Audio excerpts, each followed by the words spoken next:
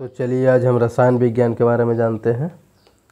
तो 18वीं शताब्दी के फ्रांसीसी रसायन शास्त्र एंटोनी लेबोजियर को आधुनिक रसायन विज्ञान का जनक माना जाता है।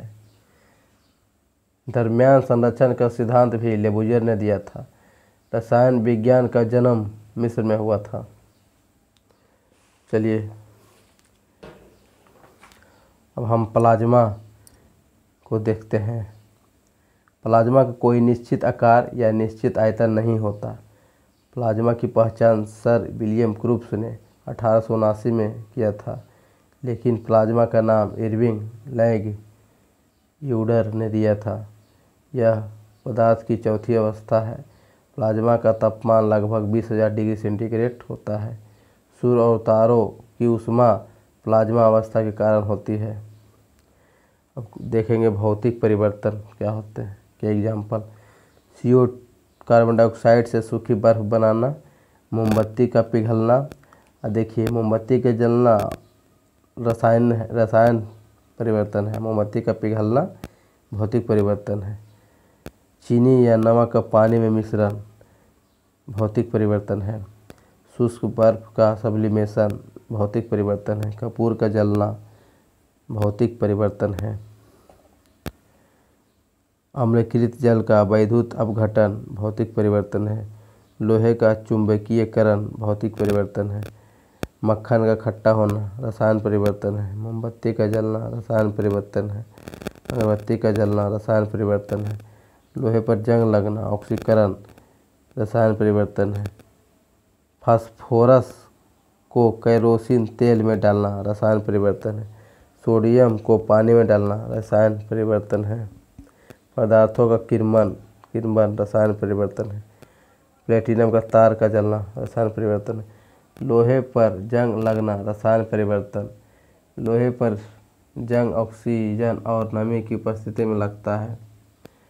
लोहे को जंग से बचाने के लिए जस्ते का लेप किया जाता है। यह प्रक्रिया जस्तीकरण कहलाती है। लकड़ी को कीड़े मकोड़ों से बचाने के लिए उस पर ZnCl2 जिंक क्लोराइड का लेपन किया जाता है। चलिए अब हम तत्व को देखते हैं। तत्व का वह शुद्ध पदार्थ है जिसे तोड़कर किसी अन्य पदार्थ में बदला नहीं जाता। अभी तक लगभग 114 तत्व ज्ञात हैं, जिसमें से लगभग 92 प्राकृतिक में पाए जाते हैं। खोजा गया अंतिम तत्व अणु सेप्टियम है। तत्व 3 प्रकार के होते हैं: धातु, अधातु और उपधातु। भूपर पट्टी में तत्वों का क्रम सबसे ज़्यादा ऑक्सीजन जो अधातु है, सिलिकॉन जो उपधातु है, उसके बाद एल्युमिनियम, उसके बाद आयरन। भूपर पट्टी पर धातुओं का क्रम एल्युमिनियम, आयरन, कैल्शियम और सोडियम। मानव शरीर में तत्वों का क्रम ऑक्सीजन, कार्बन, हाइड्रोजन, नाइट्रोजन और कैल्शियम।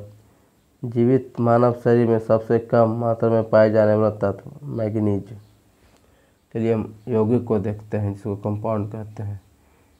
यह जिन तत्वों से मिलकर बना होता है उनका गुण इसमें विद्यमान नहीं होता है। यौगिक के सूक्ष्मतम कण को अणु कहते हैं। यह 2 प्रकार के होते हैं: सम अणु और विषम अणु। सम अणु जो समान प्रकार के परमाणुओं के संयोजन से बने होते हैं सम अणु कहलाते हैं। सभी तत्वों के अणु सम अणु होते हैं। O2, H2 और क्लोरीन Cl2। विषम अणु ऐसे अणु जो 2 या 2 से अधिक तत्वों के परमाणुओं के संयोजन से निर्मित होते हैं विषम अणु कहलाते हैं। सभी यौगिक के अणु विषम अणु होते हैं। H2O, कार्बन डाइऑक्साइड आदि। परमाणुकता एटॉमिसिटी किसी तत्व अथवा यौगिक के एक अणु के निर्माण में प्रयुक्त होने वाले परमाणुओं की संख्या उस तत्व अथवा यौगिक की परमाणुकता कहलाती है। परमाणुकता के आधार पर अणु 4 प्रकार में बांटा गया है।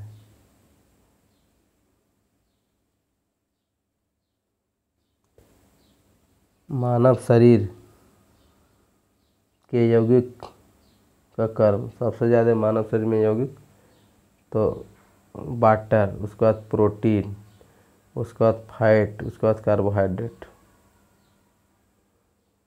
चलिए मिश्रण को देखते हैं। दो या दो से अधिक पदार्थों को किसी भी अनुपात में मिला दिया जाता है तो उसे मिश्रण कहते हैं। मिश्रण में उनके अवयवी तत्वों का गुण मौजूद होता है। मिश्रण की संरचना तय नहीं होती। एग्जाम्पल हवा, बारूद, चीनी, पानी आदि सभी मिश्रण है। सभी मिश्र धातु जैसे पीतल, कांसा, नाइक्रोम आदि मिश्रण है।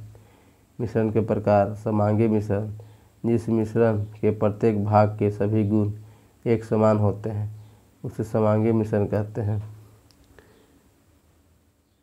दो या दो से अधिक मिश्रणीय द्रव्यों का मिश्रण भी समांगी मिश्रण होता है। चीनी का नमक में विलयन, एल्कोहल तथा जल का मिश्रण। नोट: सभी मिश्रण विलयन कहलाते हैं। सभी मिश्रण विलयन कहलाते हैं।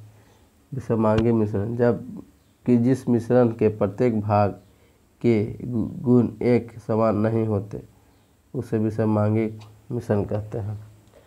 मिश्रित तथा जल का मिश्रण, पेट्रोल जल का मिश्रण, दूध मिश्रण धातु। अधिकांश मिश्रण विषमांगी होते हैं, केवल विलयन और मिश्र धातु समांगी मिश्रण है।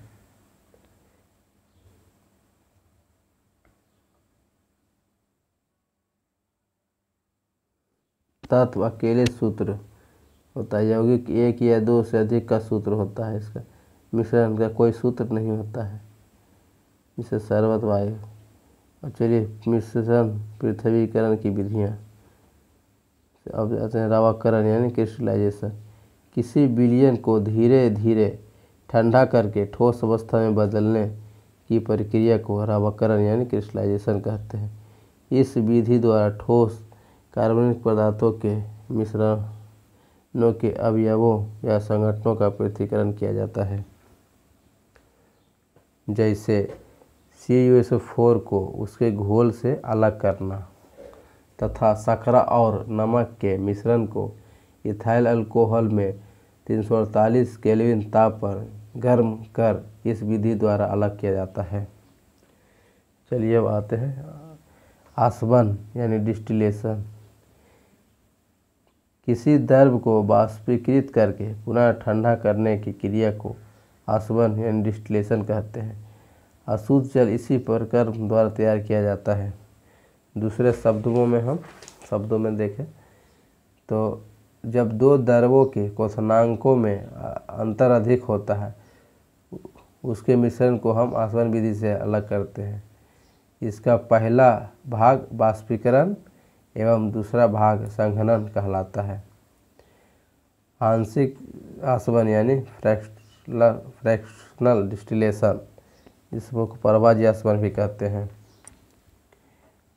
इस विधि से वैसे मिश्रित द्रव को अलग करते हैं जिनके क्वथनांकों में अंतर बहुत कम होता है। जैसे खनिज तेल या कच्चे तेल में शुद्ध डीजल, पेट्रोल, मिट्टी तेल, कोयला आदि इसी विधि द्वारा निकाला जाता है। भाप आसवन स्टीम डिस्टिलेशन, इस विधि से कार्बनिक मिश्रण को शुद्ध किया जाता है जो जल में अघुलनशील होता है परंतु भाप के साथ वाष्पशील होता है। इस विधि द्वारा विशेष रूप से उन पदार्थों का शुद्धिकरण किया जाता है जो अपने क्वथनांक पर अपघटित हो जाते हैं, जिससे एसीटोन, मेथिल अल्कोहल आदि। अब चलिए क्रोमैटोग्राफी यानी वर्ण लेखन। इस विधि का उपयोग उन विलेय पदार्थों को पृथक करने के लिए किया जाता है जो एक ही तरह के विलायक में घुले होते हैं, जैसे डाई में रंगों को पृथक करना, रक्त में नशीले पदार्थ को पृथक करना आदि। चलिए अब हम विसरण यानी डिफ्यूजन को देखते हैं। घनत्व में अंतर रहने के कारण गैसों का गैस में मिलना विसरण कहलाता है। तापमान के बढ़ने से विसरण का गुण बढ़ता है। गर्म खाने की सुगंध पूरे कमरे में फैल जाती है, एग्जाम्पल इसका है। चलिए, गैस का सीधे ठोस के रूप में बदलना डिपोजिशन कहलाता है। वाष्प का द्रव में बदलना संघनन कहलाता है। द्रव का वाष्प में बदलना वाष्पीकरण कहलाता है। ऊर्ध्वपातन यानी सब्लिमेशन, जब कोई पदार्थ ठोस से सीधे गैस में बदल जाता है तो यह सब्लिमेशन या ऊर्ध्वपात कहलाता है। इसका कुछ एग्जाम्पल: कपूर, आयोडीन, गंधक, सल्फर, नौशादर, NH4Cl, एंथ्रासीन, बेंजोइक अम्ल, नेप्थलीन, आइडोफॉर्म। बेंजोइक अम्ल का उपयोग खाद्य पदार्थों के संरक्षण में किया जाता है। समुद्री घास लेमिनेरिया से आयोडीन प्राप्त किया जाता है। उच्च दाब तथा निम्न दाब ताप पर गैस संघनित हो जाते हैं। उच्च दाब तथा निम्न ताप पर गैस संघनित हो जाती है। भार सबसे ज़्यादा N2 का होता है, उसके बाद हीलियम का होता है। पर सबसे हल्की गैस हाइड्रोजन, द्वितीय हल्की गैस हीलियम। H2 को आवारा गैस भी कहते हैं। हाइड्रोजन सबसे अधिक ज्वलनशील होती है, इसलिए इससे भरा नहीं जाता। वायुयान के टायरों में नाइट्रोजन होता है। गुब्बारों में भरी जाने वाली हीलियम। सांस लेने के लिए O2 प्लस हीलियम। कम गहराई पर समुद्र में जाने के लिए O2 प्लस N2। अधिक गहराई पर जाने के लिए O2 प्लस हीलियम। फुटबॉल में भरे जाने वाला N2। यदि दो गुब्बारों में हाइड्रोजन और ऑक्सीजन के समान अणु भरे जाते हैं और उनमें एक छेद कर दिया जाता है तो हाइड्रोजन से भरा गुब्बारा पहले संकुचित होगा। Cold drink, fridge soda, lemon soda, club soda द्रव में गैस का मिश्रण है। दाब भरण प्रणाली, LPG गैस का भरना। पंप भरण प्रणाली, पेट्रोल पंप को भरना। Cold drink carbon dioxide gas भरा जाता है। जल से अभिक्रिया करके कार्बनिक अम्ल का निर्माण करती है। CO2 प्लस H2O से बनता है H2CO3 कार्बनिक अम्ल। समुद्र तल से ऊपर या नीचे जाने पर वायुमंडलीय दाब क्रमशः घटता है। पृथ्वी के सतह से ऊपर जाने में वायुमंडलीय दाब घटता है, जिसके कारण क्वथनांक भी घट जाता है, लेकिन बाष्पीकरण की दर तेज हो जाती है। प्रेशर डायरेक्टली प्रोपोर्शनल टू क्वथनांक एंड इनवर्सली प्रोपोर्शनल टू बाष्पन की दर। नोट: पृथ्वी की सतह से ऊपर जाने पर दाब का मान घटता है। यही कारण है कि वायुयान में सफ़र करते समय फाउंटेन पेन की स्याही निकाल दी जाती है। अधिक ऊंचाई पर चढ़ने पर कभी कभी नाक से खून निकलने लगता है। पहाड़ पर खाना बनाना मुश्किल होता है। हाइड्रोजन और हीलियम से भरा गुब्बारा ऊंचाई पर जाने पर फट जाता है। H2 सबसे पहले फटेगा, हीलियम सबसे अधिक दूरी तक जाएगा, N2 कम दूरी तक जाएगा। स्थिर अनुपात का नियम: इस नियम के अनुसार रासायनिक पदार्थ में तत्व हमेशा दरमियान निश्चित अनुपात में होता है। निश्चित अनुपात का नियम जोसेफ प्रॉस्ट नामक वैज्ञानिक ने दिया। गुणित अनुपात का नियम जॉन डाल्टन ने दिया। भारी जल D2O 101.4 डिग्री सेंटीग्रेड पर क्वथनांक इसका है। जब कोई नाव नदी से समुद्र में जाएगी तो थोड़ा ऊपर उठ जाएगी। जब कोई नाव समुद्र से नदी में आएगी तो थोड़ा नीचे होकर तैरेगी। बारूद की खोज रोकर बेकर ने किया। अंडे का आवरण CaCO3 का बना होता है। मोती का मुख्य अवयव CaCO2 का बना होता है। कुछ सोना का सभी धातु बनता है। तन्यता: कुछ पदार्थों ऐसे गुण पाए जाते हैं जिनमें पतले तार बनाए जाते हैं। तन्यता। लचीलापन, प्लास्टिसिटी: पदार्थ का वह गुण जिसके कारण पदार्थ पुनः अपनी स्वाभाविक स्थिति में नहीं आ पाते, लचीलापन कहलाता है। भंगुरता: कुछ ठोस पदार्थ हथौड़े से पीटने पर छोटे टुकड़े में परिवर्तित हो जाते हैं, इस गुण को भंगुरता। कठोरता: विभिन्न पदार्थ एक दूसरे की तुलना में कम या कम अधिक कठोर होता है। कठोरता का माप मोह स्केल द्वारा होता है। सबसे कठोर पदार्थ हीरा है। मोह स्केल पर इसकी कठोरता 10 है। 10 है। वर्षा का जल अशुद्ध जल शुद्ध विद्युत का कुचालक होता है। प्रेशर कुकर के अंदर खाना जल्दी पक जाता है, क्योंकि कुकर के अंदर जब दाब बढ़ता है तो तापमान लगभग 125 डिग्री से 130 डिग्री सेल्सियस हो जाता है। जब कोई नाव नदी से समुद्र में जाएगी तो थोड़ा ऊपर उड़ जाएगी, जब कोई नाव समुद्र से नदी में आएगी तो थोड़ा नीचे होकर तैरेगी।